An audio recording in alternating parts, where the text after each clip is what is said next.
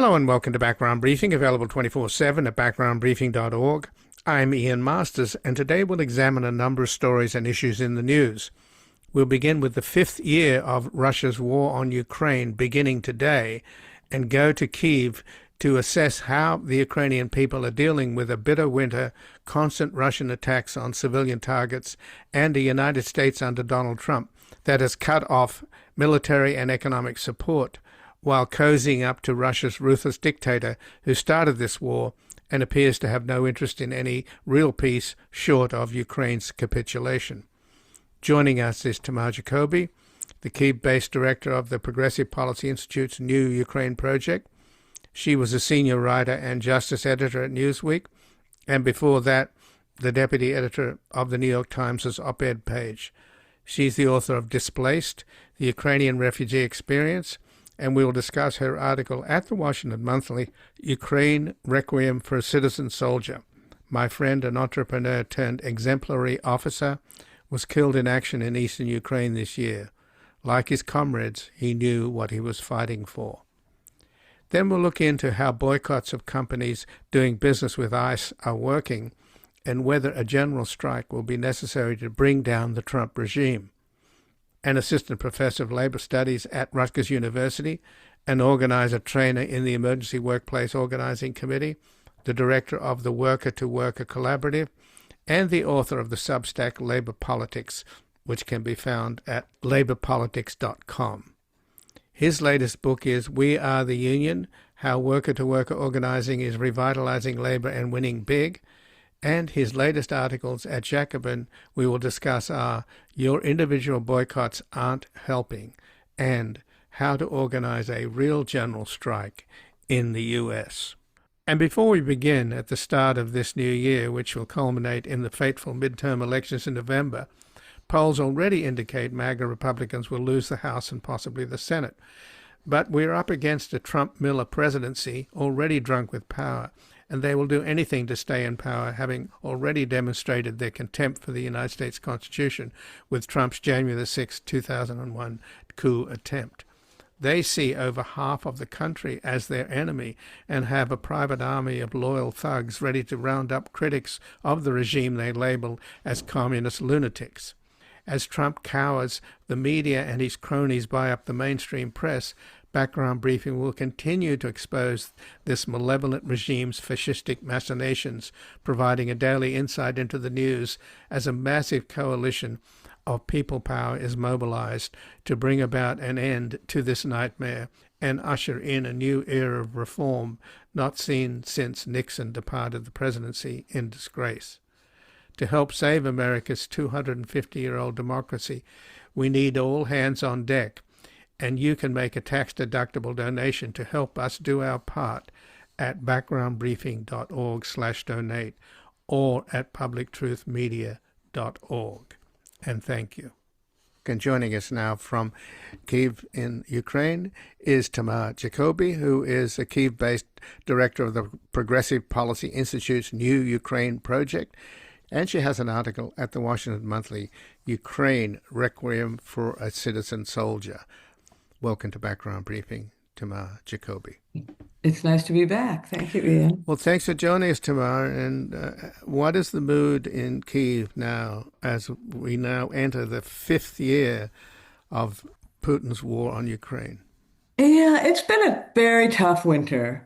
I mean, it's been extremely cold. Like everyone else, Ukraine has sort of gotten used to climate change, and it's been warm in recent years. And this year was just bitter, bitter, bitter cold with lots of snow, and more important in Kyiv, lots of ice and on the streets.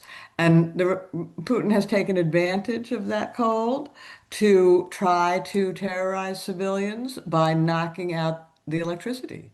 And there have been weeks in Kyiv when a third of the housing stock had no heat, had no electricity, had no water, and the streets were full of ice, and people were climbing up and down their stairwells, 10 stories a day.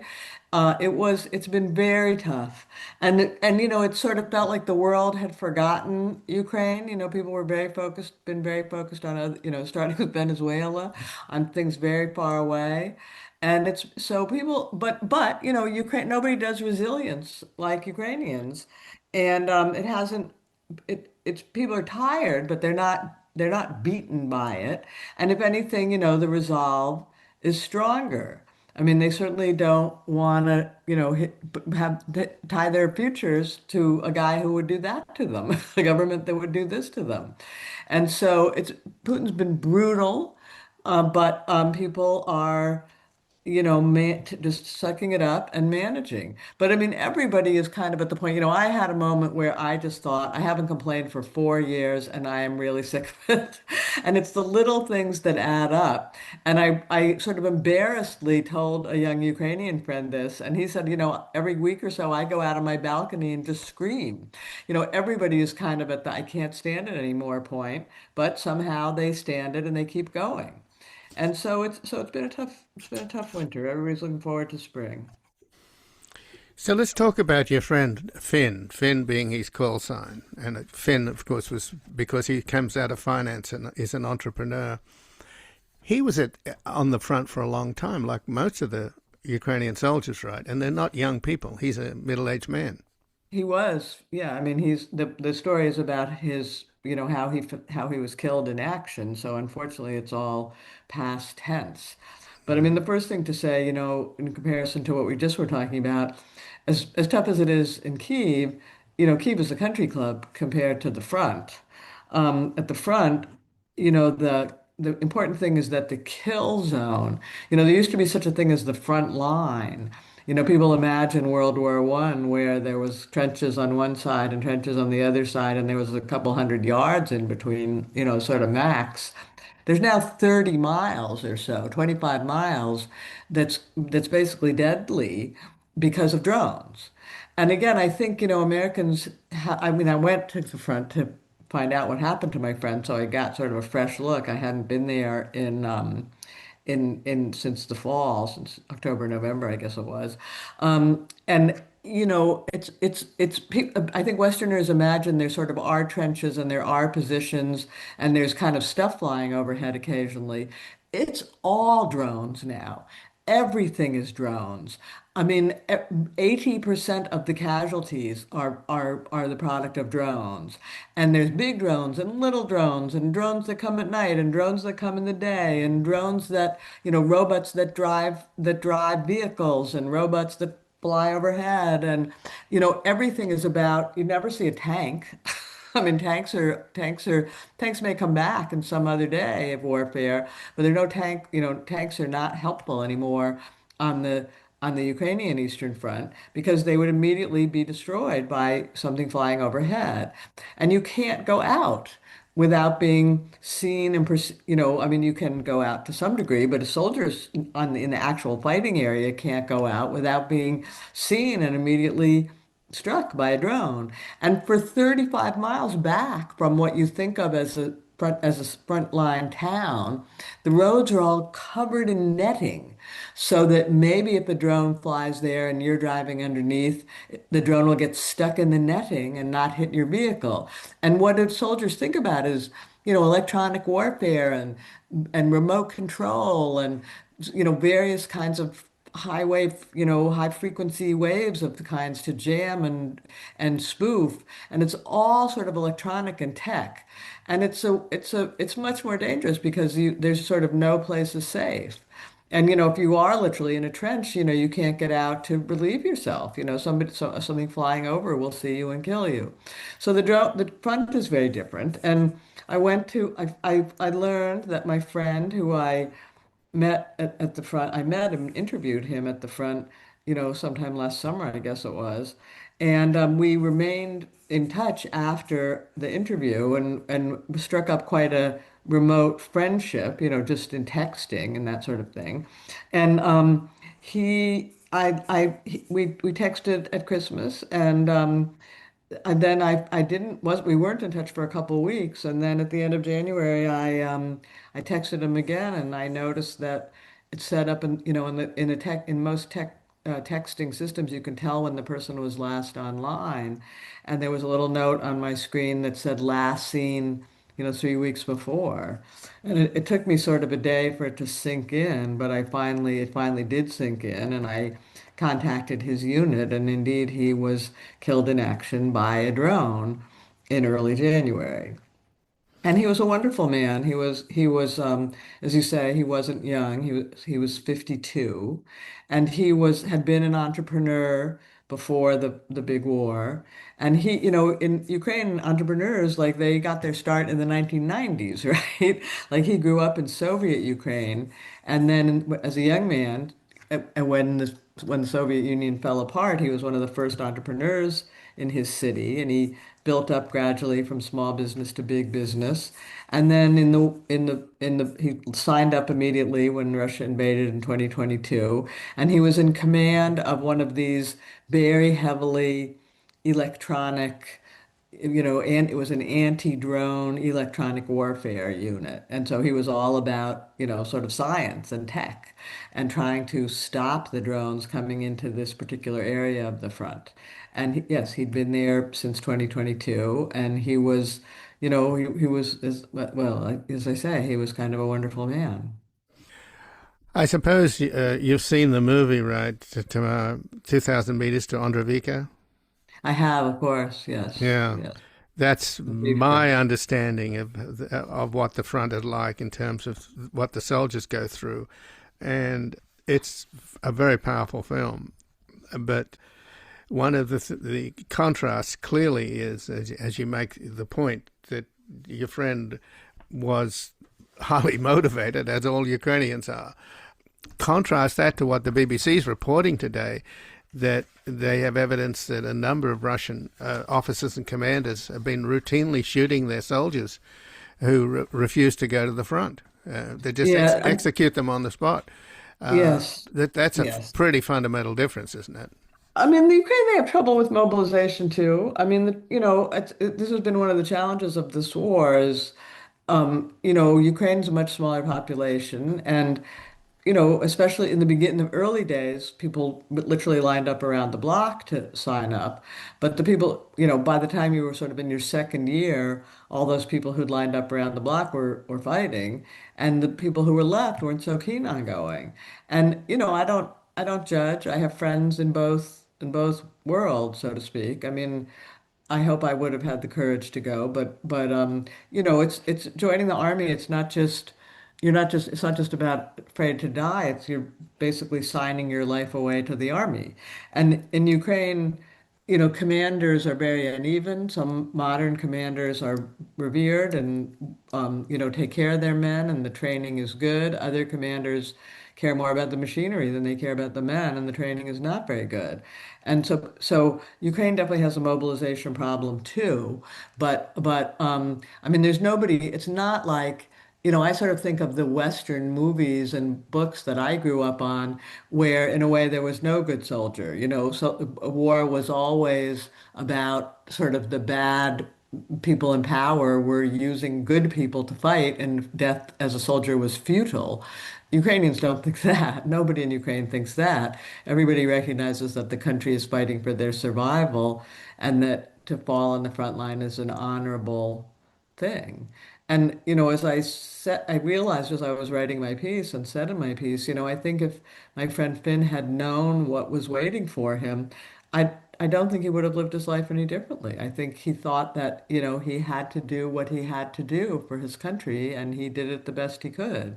And, he had all the hallmarks of a sort of, enlightened commander. I mean, he was good to his men and beloved by his men, and as we see in his death, was willing to risk his own life rather than put them at risk, and was always trying to get the latest technology and find the latest technology and get ahead with technology, be ahead of the Russians with technology, and then share that technology with anyone who was interested, other Ukrainians and Europe. And that's kind of where we bonded. I helped him meet some Europeans and tried to get other European countries interested in learning from him because he was very technically advanced what he was doing, and he wrote. I introduced him to a German friend who was also a military officer, and they corresponded as well.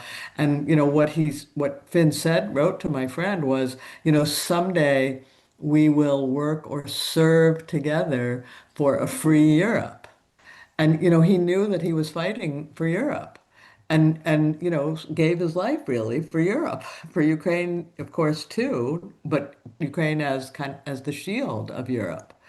And Europe can't get its act together to send enough money to keep the government going. I mean, I know Europe's trying, but there is a sense that and that's this feed. There is a sense that Ukrainians are fighting, and the world doesn't recognize that it's fighting for them, and doesn't help enough. And I think that's part of the mobilization challenge. It comes in a circle here that I've had friends say to me, I don't want to die as cannon fodder for Europe. Um, that we're holding the Russians back from Europe, and I don't want to die for that. And I mean, I don't think that belittles the cause here. The cause is again, very noble survival, and they're fighting for democracy. But there are mobilization issues and some resentment of Right. of of the circumstance. Well, I think I can't remember the figures of those that have gone AWOL and those that have avoided the draft altogether. They're Um, high. They're it's high. pretty high, yeah. I mean, a lot of people that go AWOL are actually looking for a better commander. I mean, this thing about the sort of, bifurcation of the commanders, the good commanders and the bad commanders, and the parliament recognizes this. If you go AWOL and you come back to a different unit, like they forgive you, and it's okay. But a lot of people do leave a terrible commander and look for a good commander, and they're not actually going home. They're not going to, France. They're just looking Mm, for a better unit. But mm. there are people that have gone AWOL, and there are people. I have a friend who hasn't left his apartment in 2 years, because he doesn't want to run into the recruitment guys. There are many people like that. So we don't have any sort of polling, I guess, on the attitudes of Europeans to understand that the Ukrainians are dying to protect them from Russia. And Europeans remain pretty supportive. I mm, mean, it varies by country. I don't have the numbers at the top of my head, but they mm, do, there are not too many countries that are saying, let's stop. I mean, except the countries where the government, propagandizes in that direction. But most countries, Germany, the UK especially, very supportive. Poland, the Nordic countries supportive. Popular opinion in most countries is still let's do it, but they don't. It requires some sacrifice, and it's been challenging. The EU has struggled. I mean, it's another long story, but the EU was going to take the Russian assets to help support Ukraine, and that didn't work. It couldn't make that happen politically. And then they wanted to have a loan, and that looked like that was going to work, but now Hungary's blocking it. It's just complicated. Public opinion is roughly supportive, but it's hard to translate that into enough money. And I mean, Europe is keeping Ukraine alive. Let's not poo-poo what's being done. It's just, it could always be more. right. But the US is not. They're still The U.S. providing is not. intelligence, but that's it. U.S. and I mean that's the important number really. And this again, let's give Europeans some credit. In 2025, the Europeans almost made up. The U.S. stopped helping, and the Europeans almost made up the difference. So the difference between 2024 aid and 2025 aid was only about $5 billion, and the U.S. had completely backed out. So it was all Europe, scraping and scrimping and finding ways. So they're doing their part. It's just that. It's just that everybody, it's that the last types of missiles, German Taurus haven't been forthcoming, and obviously America's not giving Tomahawks, and it's oil sanctions are also really important, and it's the missiles to hit the Russian oil deep into Russia, and the oil sanctions. Those are the two main things that are, I think, going to make a difference.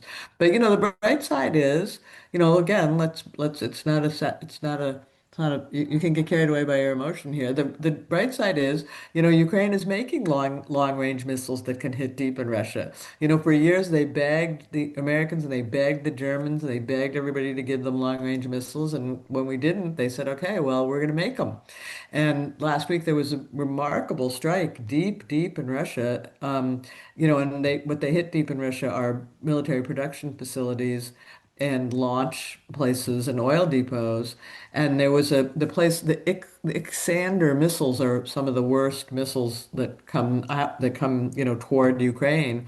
The Ukrainians hit the place that I can't remember if it makes the Ixander missiles or launches them. I mean, a very important facility deep in Russia. So, the Ukrainian defense industry is kind of the bright spot in all this. And that they make at least half of what Ukraine uses on the battlefield now. And, it means less need for the US and Europe. But there are certain things that are needed from the US and Europe. And so, the need continues. Well, the frozen Russian assets in European banks, of course, that was stymied by a kind of pro-Putin Belgium politician, but apparently it's being used by Trump's son-in-law, Jared Kushner, and his real estate buddy, Witkoff. They want to get their hands on that money as well. Of course. And it's outrageous that what Yeah. these so-called negotiations are about. Yeah. And interestingly enough, there's some friction now in the Kremlin between Dmitriev, who's promising all kinds of, a $12 trillion deal with the United States, which is what, 6 years of Russia's GDP. It's an absurd notion, but nevertheless, he's dangling that. And now Lavrov, the foreign minister, apparently is openly critical of Dmitriev. Huh, So, that's interesting. I didn't see that. Yeah. I yeah, mean, I think the big picture there is I mean, at least in my view, it remains true that all of the deals that Trump has seemed to be behind are worse than continued war. right. We've spent a year everybody focused on these negotiations, and the Europeans, instead of doing other things, focusing on how to, prevent Trump from going too far and doing the wrong thing, and the Ukrainians absorbed in these negotiations and all the world following them as if they were meaningful. And I mean, again, nothing Trump has proposed would be better than what's going on now. And I mean, the preposterous idea that Trump is still, says he isn't pushing for, but is sort of pushing for, which is that Ukraine give up this land that it's been fighting for more than a decade, defending for more than a decade, and Russia has not been able to conquer. I mean, the very territory that my friend died for, Trump just wants to hand back now, to get not hand back, hand over to Russia for no good reason. They didn't win it, but let's give it to them. I mean, it's and that's the moral clarity is easy. These are bad offers, but it's challenging for Ukrainians because, of course, they do desperately want peace. And so it's like this. I mean, and they're pretty clear. Nobody wants what Trump is offering, but it's a kind of a cruel torture to think, I desperately want this to stop, this terror, this cold weather, this, I can't, there's no plumbing in my house. My husband is dead, whatever. I want it to stop. And the only offer on the table to stop it is worse. I mean, again, it's a kind of a horrible cruelty that Right. Ukraine, but the Ukrainian moral clarity remains.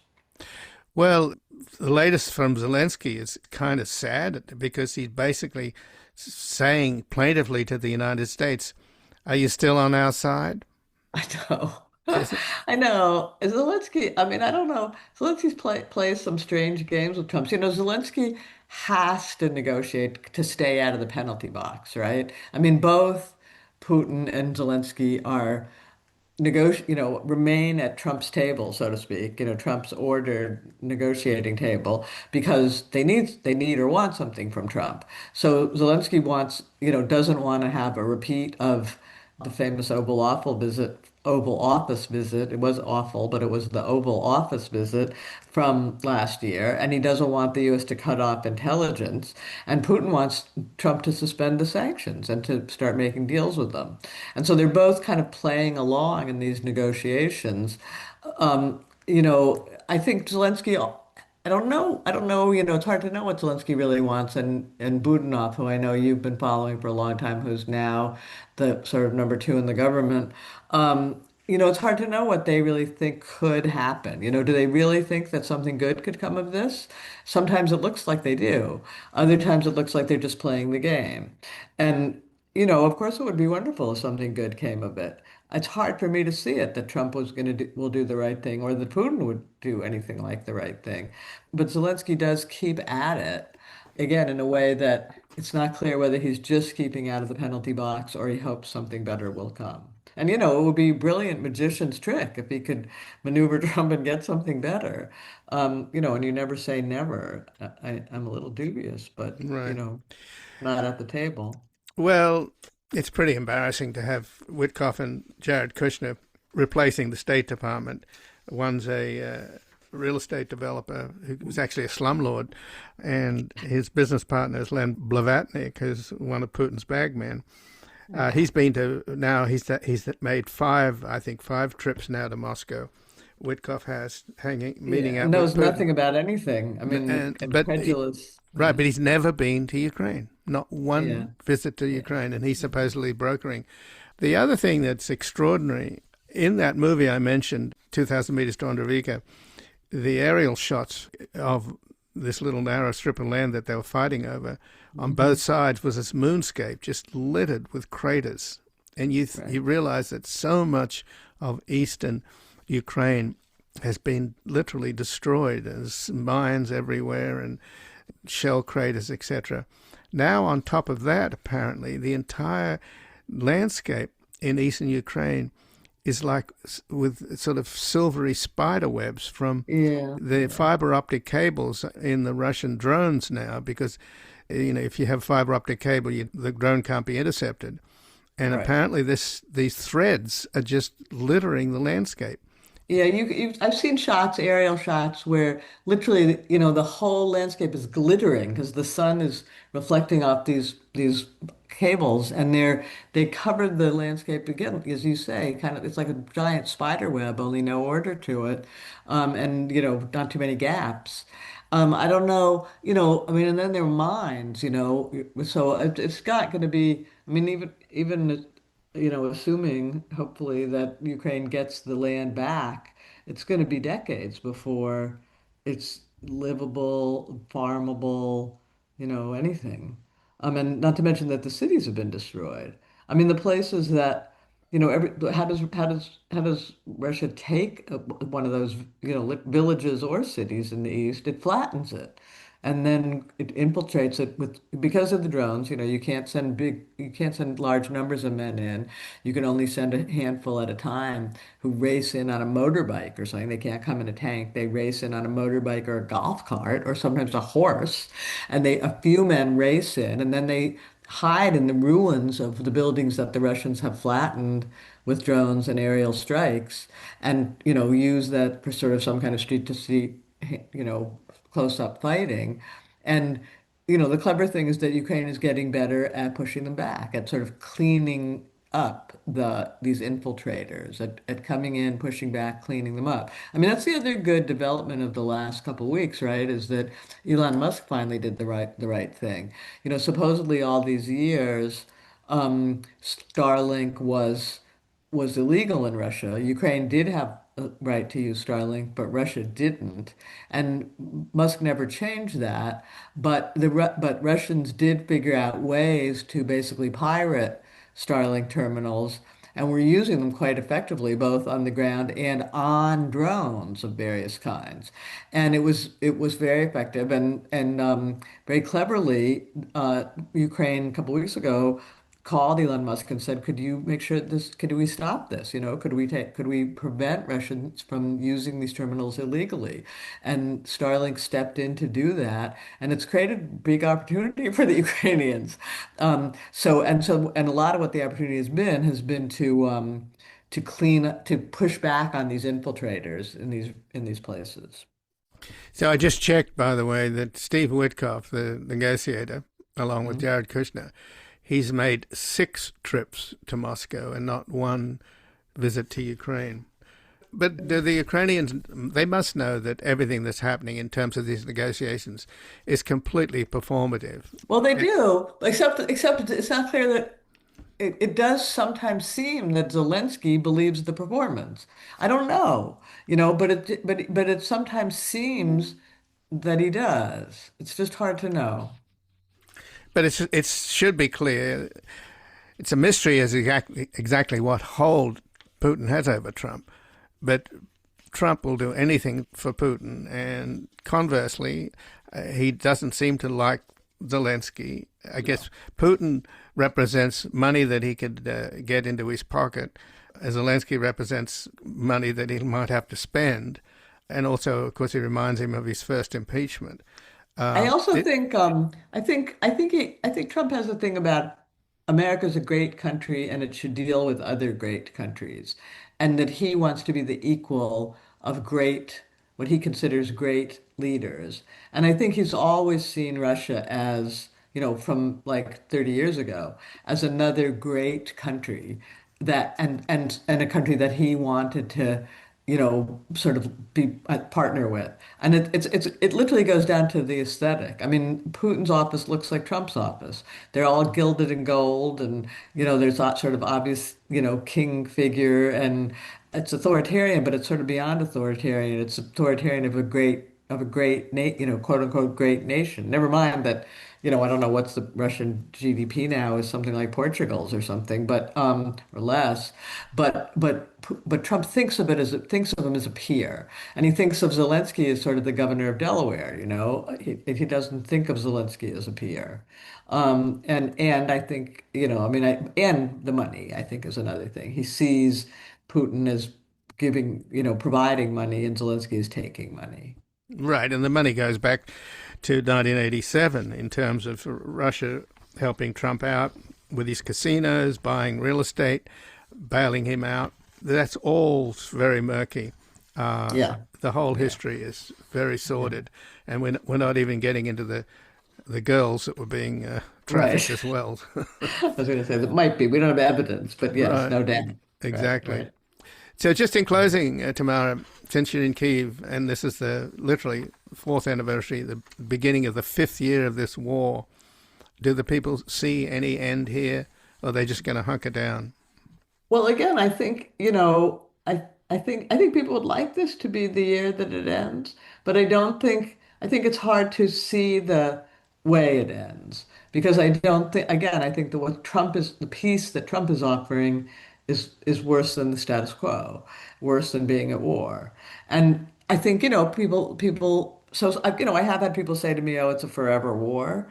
And then, other people have hopes that I don't know. I think it's Ukrainian weaponry or something. I mean, I don't know.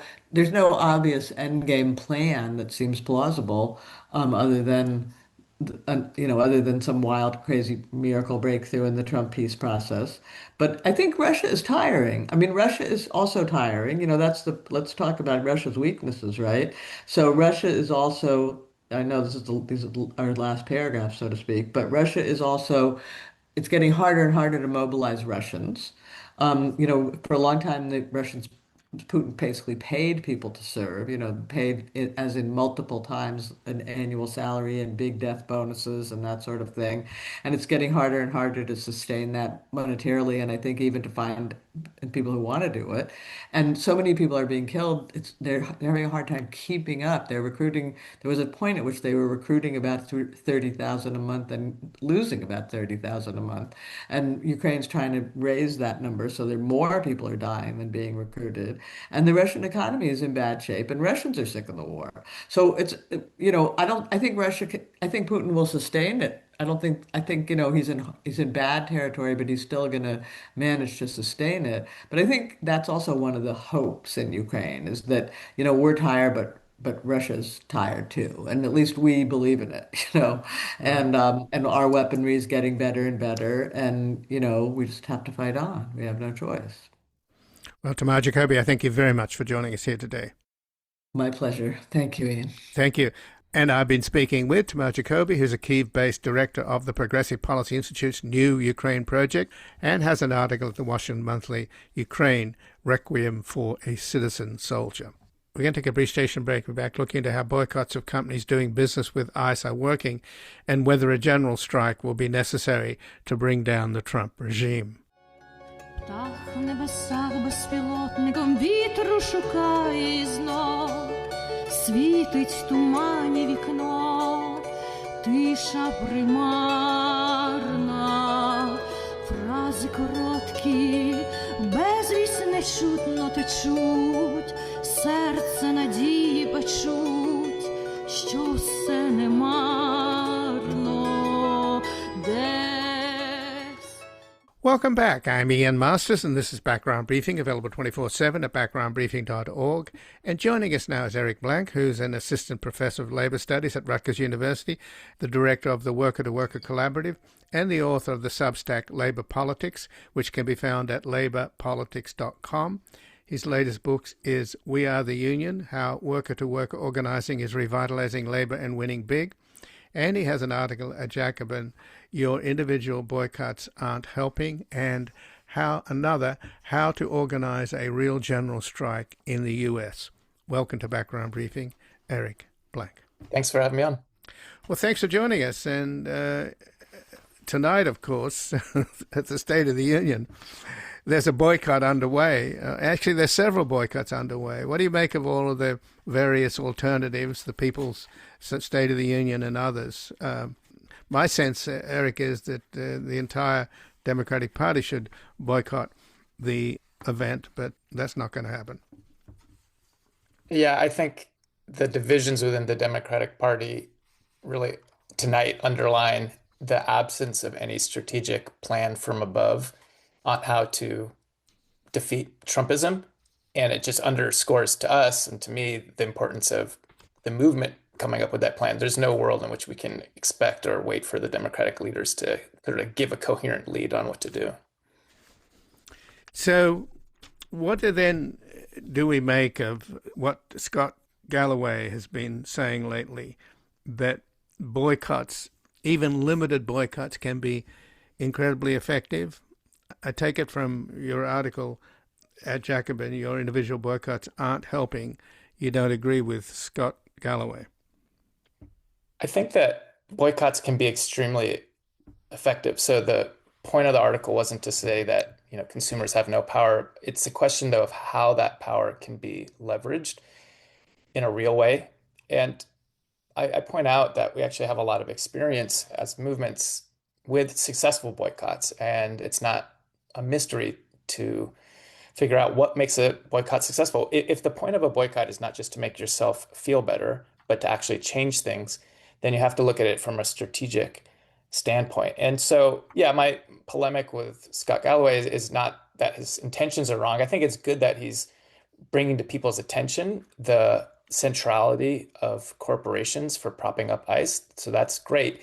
But the question is, well, once you know that, how do you actually use your consumer or other power to force these companies to break? And I don't think he's provided answers to that. But are there answers? I mean, I don't know how you boycott Palantir. Sure. Yeah, there's all sorts of answers. I think that the first thing to say is that we've already seen some successes. So it's not like we have to just imagine. Think about Jimmy Kimmel, the boycott that forced Hulu and Disney to retreat. And above all, I think the Tesla takedown is a really great example of an organized boycott that forced essentially Musk out of the White House. And so if you look at those examples, but particularly the previous more wide-scale boycotts, there's all sorts of particular tactics and targets that you can do. And so just to give a few of the highlights, it's really important, first of all, to have demands. This might seem obvious, but one of the problems with Galloway's initiative is there's no demands. And so it's not actually clear what pressure you're putting on the company to do. What are you asking them to do? If you want them to break from the Trump regime, what specifically would that look like? And so as an alternative, you can look at some of the initiatives like the Sunrise Movement has started organizing around Hilton to try to force Hilton to break its working relationship with ICE. Hilton is doing a lot of the housing for ICE agents across the country. And so Sunrise has been going in the middle of the night to have protests in front of these hotels and to sort of wake up all the guests, including the ICE agents, to make it untenable financially for the hotel to keep on housing ICE. And now you're seeing that type of movement spreading to colleges. There's a new initiative of Schools Drop ICE, in which students and professors and faculty unions are pushing to get their universities to break the contracts. And these are, you're talking, tens of millions of dollars oftentimes, with Enterprise, which provides all of the cars and auto rentals for ICE, with Hilton, with Flock Safety, which does a lot of the surveillance, people might have heard, that then feeds into the ICE database. And so if you pick targets that you have leverage over, that's another crucial tactic to make a boycott successful. So you need demands, you need leverage, and above all, I think you need to try to get as many people as possible to actually do it. This is the major limitation of a initiative like Scott Galloway, is that it's just a website. There's no metric through which you can tell how many people are actually boycotting.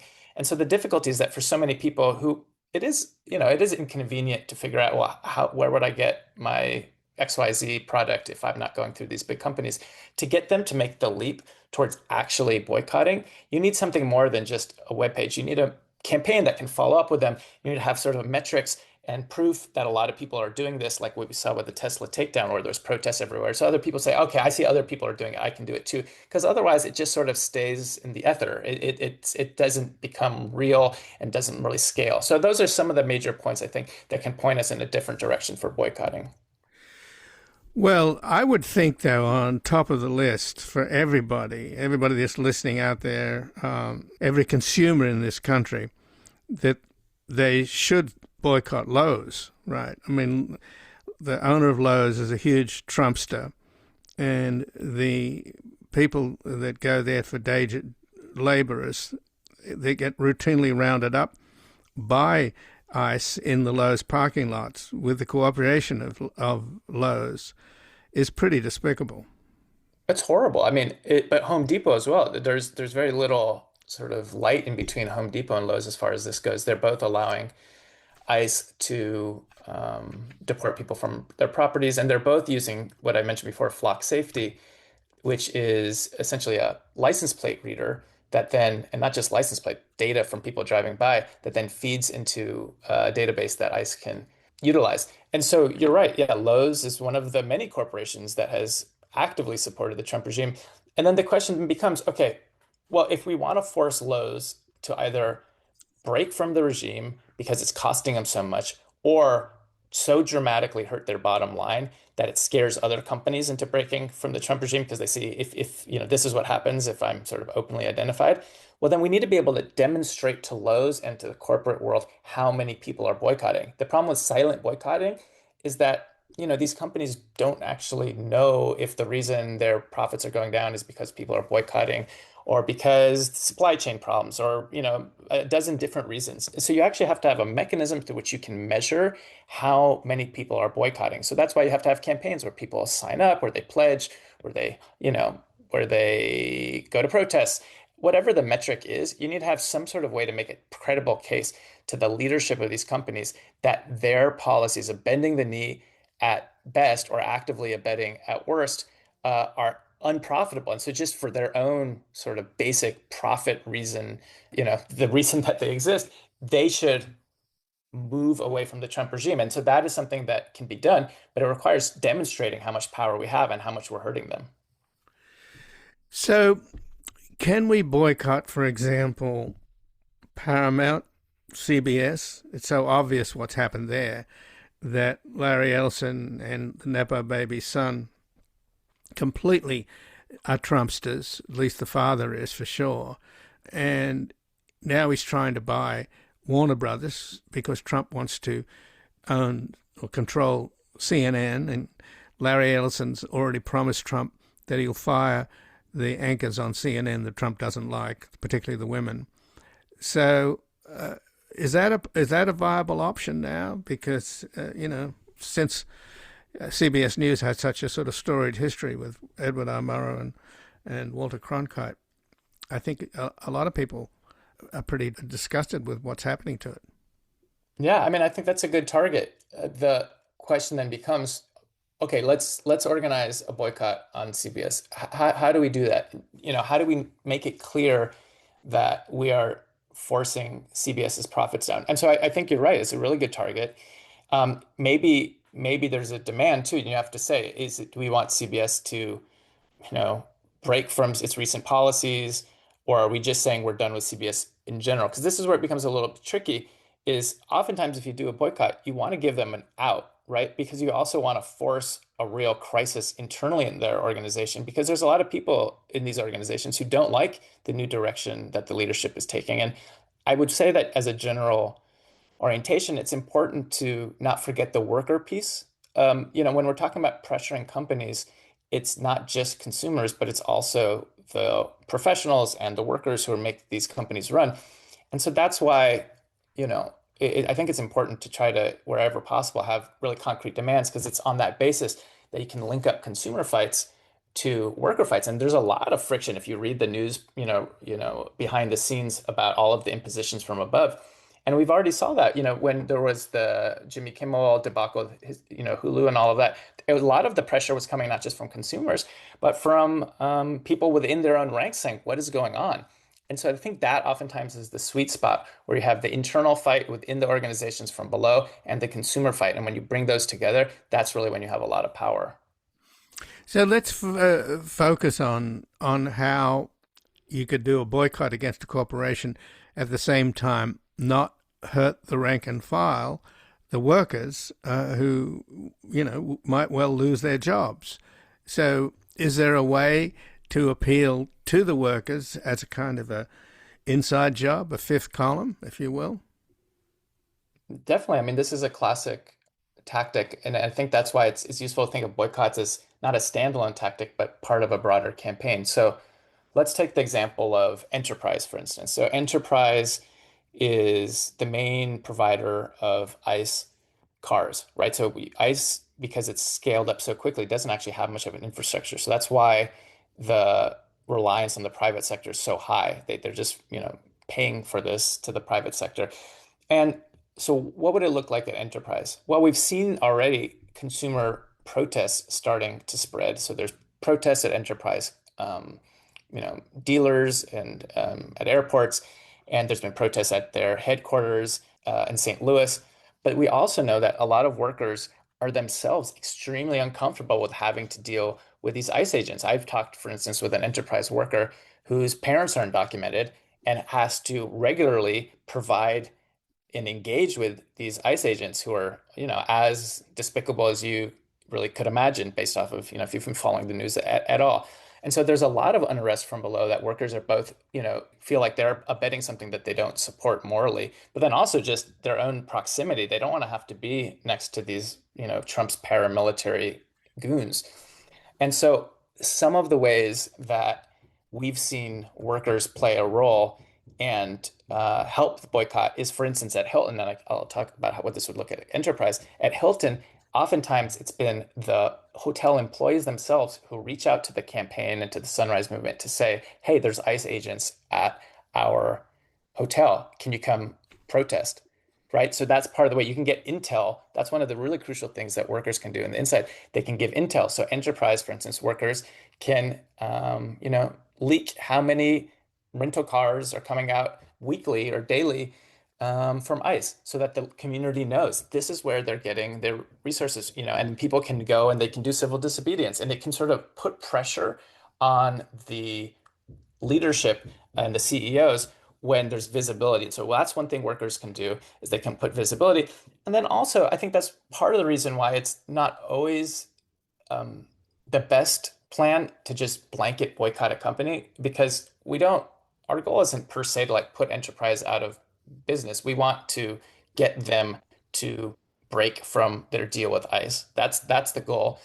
And so doing things like an escalating campaign where you have civil disobedience, where you have protests, but in which you're not just telling everyone never to use Enterprise again, you're doing targeted fights And so that you're giving the company an out. And you could start with getting universities to break their contracts. And then you could do a 1 day boycott on, for instance, May 1st, which is going to be a national day of action, in which workers call in sick.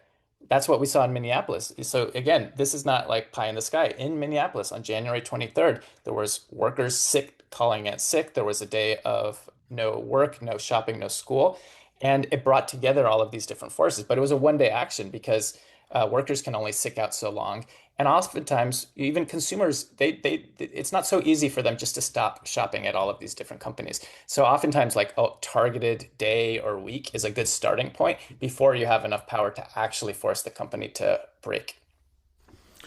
So what about boycotting all of those people that we saw on Inauguration Day for Trump's second term, all of the billionaires beaming behind him there, Musk and Bezos and his new wife and Zuckerberg and company? Are they ripe for the pickings? Yeah, they're already being subjected to a very significant amount of pressure, both because they're obviously in cahoots with the Trump administration. Those we all remember the inauguration, as you mentioned, but even employees within these institutions are now openly fighting back against the bending of the knee of, the Zuckerbergs and the Bezos. So, for instance, there's a new initiative called iceout.tech. So people can go to iceout.tech, which is over 1,000 tech employees, including some sort of mid-level manager types, saying to their own companies, and it's a brave thing to do because most of these workers don't have a union, they don't have job protection, and they're speaking out to say it's unconscionable that the tech sector that we've put our heart and soul into and that we've worked with for so long is propping up and abetting ICE at this moment in time. And we call on CEOs to break their contracts with ICE, to come out explicitly and condemn what ICE has been doing. And so you see internally there's pressure. And then when you have that, then you can have consumer pressure as well. So it doesn't require just people stop using Facebook, although, feel free. If you want to just stop using Facebook or Amazon, that's great. But again, you need to have a way to measure that. So to me, if you want the companies to actually move, to me, then the sweet spot as a first step is something like these internal petitions, external petitions, where you have consumers saying, we are going to boycott you on May 1st, or maybe a week of action or a month of action. And see if you can get 1 million signatures, and then you can actually act on it. You have 1 million people saying, we're not going to use Facebook for the month of May or May 1st. Whoever takes the initiative, you can figure that out. But then you can say, look, we have these pledges, and then you can make it happen. Then you can show people, everyone posts online and post to a database their cancellation of their Facebook accounts, and it becomes a thing. So you need to do that kind of collective push if you're going to actually convince the companies that it's hurting them. And so that's, to me, is again where the rubber hits the road on all of these questions. It's good to boycott them, and it's just how. Well, I mentioned the possibility of boycotting Paramount, the Ellisons, but because the most powerful asset in the media that Ellison now has, Ellison Senior, is TikTok, which is incredibly influential, particularly with young Americans. Is there a possibility there? The other person who's got a big shareholder in TikTok is Yas, who's a huge Trump supporter as well. So that seems to me to be a real target. And apparently already, since Ellison has had a kind of controlling interest in the American TikTok, they used to be afraid that the Chinese Communist Party was going to be influencing young American minds. But now there's a real possibility that right-wing politics will be, and pro-Trump's propaganda will be influencing young American minds.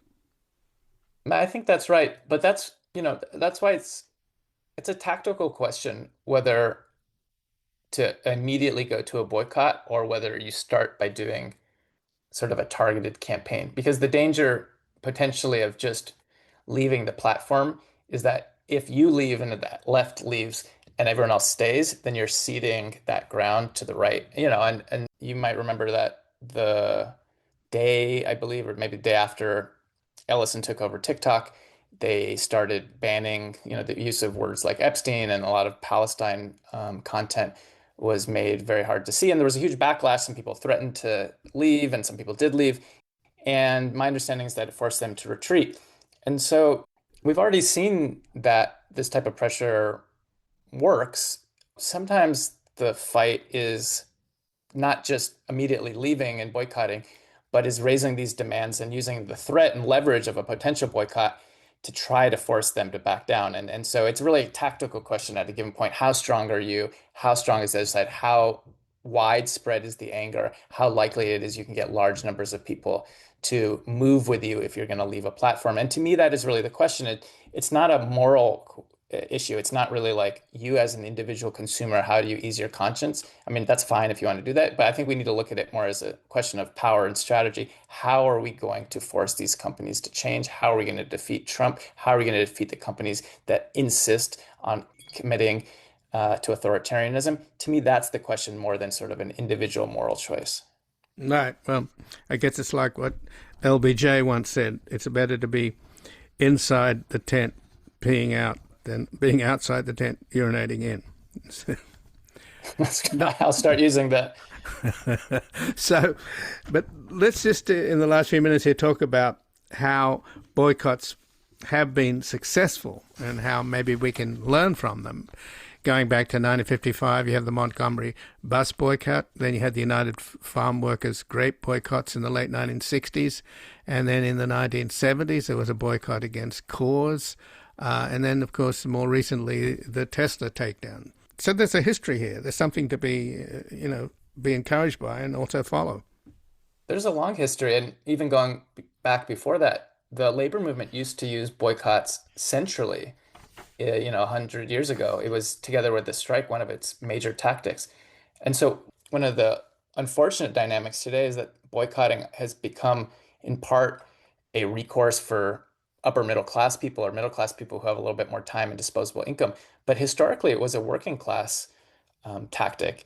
And in order to leverage that again today, which I think we're going to need to defeat the oligarchy, you have to look at how they made it a collective boycott, right? So it wasn't just individuals doing their thing.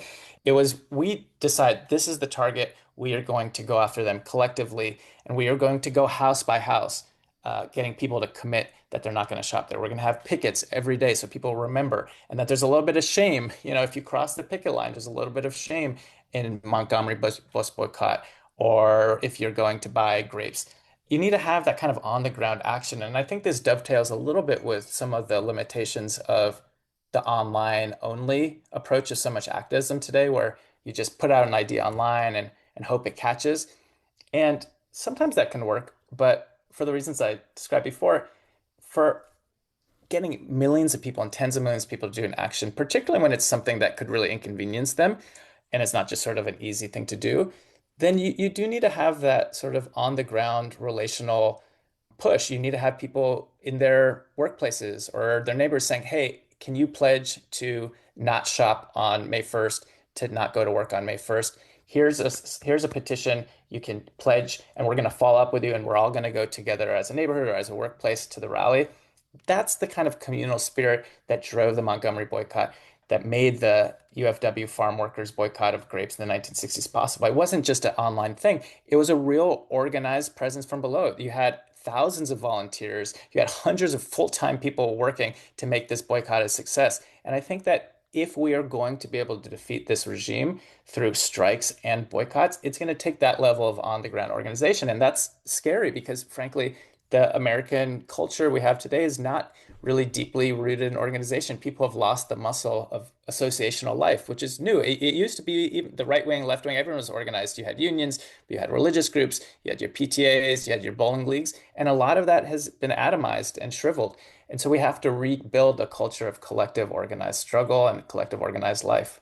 So, Eric, we're offering up your new book, We Are the Union, How Worker-to-Worker Organizing is Revitalizing Labor and Winning Big. Is there any quick last word to our listeners as to why they need to get hold of your new book? I would say that if you want to defeat this Trump regime, we can't do that without organized labor. We've looked across the world, and when the people win against authoritarianism, it's almost always because there are general strikes and mass worker resistance that can shut the economy down. And so if we're going to make that happen in the United States, we need wide scale militant organizing of workers from below. And that's what the book's trying to describe. So I think that it's something that anybody, whether you're in a union or not, should be orienting to, because that's how we're going to win for all of us. Well, Eric Blanc, I thank you very much for joining us here today. Thanks so much for having me on. And this has been Background Briefing. I'm Ian Masters, and I'd like to thank producers Graham Fitzgibbon, Asher Price, and Sasha Linden-Cohen. If you missed any of today's program and would like to explore our vast archives, you can find us at backgroundbriefing.org, where we include extended interviews, searchable by topic, and have made it easier for you to sign up for daily email updates and provide links to resources, articles, and books discussed on the program. Also, you can find links there to subscribe wherever you get your podcasts, and we highly encourage your ratings and reviews on these platforms. Find us on Twitter, Blue Sky, and Facebook at Ian Masters Media, and our new social media manager, Luke Susswood, is also posting highlights from the show on YouTube, TikTok, and Instagram at Ian Masters Media. So please do help us reach more listeners by sharing this program with friends, family, and colleagues. And to help sustain this program into the future and ensure it remains free to all, please take a moment to support us by going to backgroundbriefing.org/donate and/or at publictruthmedia.org, where your tax-deductible donations, large and small, keep us broadcasting. And I'll be back tomorrow with another Background Briefing at backgroundbriefing.org. Bye for now.